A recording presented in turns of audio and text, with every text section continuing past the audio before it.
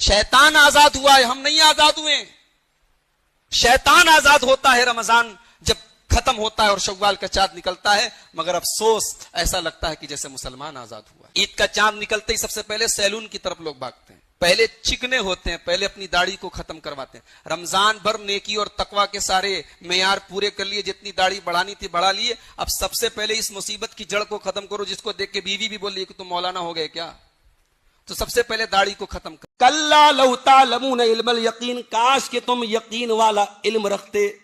تم قیامت کے بارے میں جانتے تو ہو، قبر کے بارے میں جانتے تو ہو، مگر یقین نہیں ہے. اگر تم کو یقین ہوتا تو یہ حال نہ ہوتا. لَتَرَوُنَّ الْجَحِيمَ، اے میرے بندو، اللہ قسم کھا کے کہتا ہے تم ضرور جہنم کو دیکھو گے. مومن بھی دیکھے گا، کافر بھی دیکھے گا.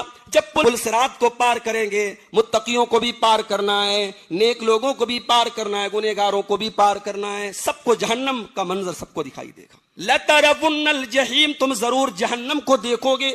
ثُمَّ لَتَرَوُنَّهَا عَيْنَ الْيَقِينِ، اور اپنی یقین کی آنکھوں سے دیکھو گے. یقین کی آنکھوں سے جس میں کوئی ڈاؤٹ نہیں، کوئی شک نہیں. کلا لو تعلمون علم الیقین، کاش کہ تم یقین والا علم رکھتے. تم قیامت کے بارے میں جانتے تو ہو، قبر کے بارے میں جانتے تو ہو، مگر یقین نہیں ہے. اگر تم کو یقین ہوتا تو یہ حال نہ. اسی لیے اللہ کے نبی فرماتے ہیں من نام عن الصلاۃ او نسیا، اگر کوئی نماز کے ٹائم سویا رہ جائے یا نماز پڑھنا بھول جائے، فلیصلیھا اذا ذکرھا، تو جیسے ہی یاد آئے جلدی سے نماز پڑھ لے. جلدی سے نماز پڑھ لے، اس میں ڈیلے نہ کرے، اس میں تاخیر نہ کرے. میرے پیارے ساتھیوں، آج ہم نے نماز کو کتنا ہلکا بنا دیا.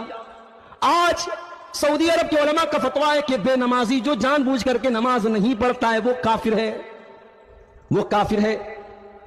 اور اتنا ہی نہیں، وہ کافر ہے. فرمایا کہ اس کو مسلمانوں کے قبرستان میں دفن بھی نہ کیا جائے. اگر اس کی بیوی نمازی ہے اور شوہر بے نمازی ہے تو چونکہ شوہر کافر ہو گیا ہے اس لیے بیوی اس کے ساتھ نہ رہے، نکاح کو ختم کر دیا جائے. یہاں تک فرمایا کہ وہ بے نمازی کافر ہے، اس کے ہاتھ کا ذبیحہ بھی جائز نہیں ہے. میرے بھائیوں، یہ فتوی اگر آج ہم انڈیا کے اپنے حالات پہ اگر ہم اس کو اپلائی کر دیں، فٹ کر دیں، آج سوچو کتنے لوگ ایسے ہوں گے جن کو مسلمانوں کے قبرستان میں جگہ تک نصیب نہیں. حضرت لقمان نے اپنے بچے کو کچھ نصیحتیں کی تھی، اللہ تعالیٰ نے ان نصیحتوں کو قرآن میں بیان کیا کہ باپ اتنا ٹائم نکالے اپنے بچوں کے لیے کہ بچوں کو نصیحت کر سکے.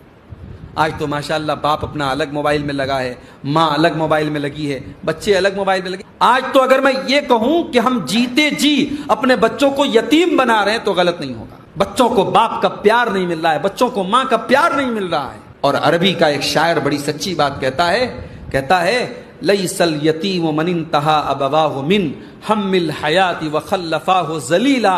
یتیم وہ نہیں ہے جس کے ماں باپ دنیا میں اسے چھوڑ کے چلے گئے ہوں. ان الیتیم هو الذی تلقى له اما تخلت او ابا مشغولا. ارے یتیم تو وہ ہے جس کی ماں کے پاس اس کے لیے ٹائم نہ ہو اور جس کا باپ بیچارہ اتنا مشغول ہو، اتنا بزی ہو کہ اپنے بچوں کے لیے وہ ٹائم نہ نکال سکے. عالمین، ہمارے ملک، ہمارے وطن عزیز ہندوستان کی حفاظت فرما. اے اللہ، اس ملک میں امن، چین اور سکون کو برقرار رکھ. اے اللہ، ہماری مساجد کی، ہمارے مدارس کی، ہمارے دینی اداروں کی حفاظت فرما. اے اللہ، جو ہم میں سے بیمار ہیں ان کو شفاء کاملہ عاجلہ عطا فرما. جو روزی روٹی سے پریشان ہیں، اے اللہ ان کے کاروبار میں برکت نصیب فرما. رب العالمین، ہمارے وہ بھائی جو سنتوں سے دور ہیں، جو بدعات اور خرافات کے راستے پہ چل رہے ہیں، اے اللہ ان کو بدعات سے دور ہو کر کے سنتوں پر چلنے کی توفیق عطا فرما. پروردگار، مرتے دم تک ہمیں ایمان پر ثابت قدم رکھ، ایمان پر ہمارا خاتمہ نصیب فرما. رب العالمین، اسلام کو اور مسلمانوں کو عزت دے، اور اے اللہ شرک اور اہل شرک کو تو ذلیل کر دے.